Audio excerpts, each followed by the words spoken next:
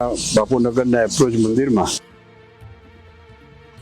મહાપ્રતાપી એવા ઘનશ્યામ મહારાજ એમની પ્રતિષ્ઠાને 20 વર્ષનો ઉત્સવ ઉજવવાનો નિર્ધાર કર્યો છે.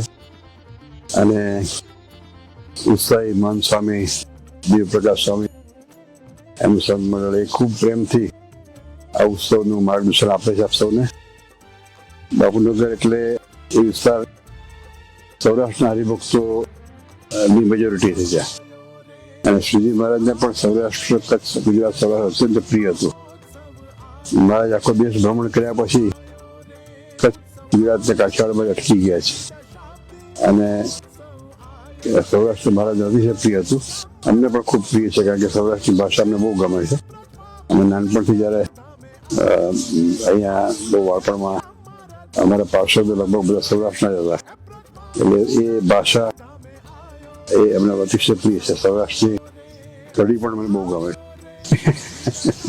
એટલે અને બાપુનગરમાં તો એ વિસ્તારમાં બહુ ઘરે ઘરે ફરેલો છું.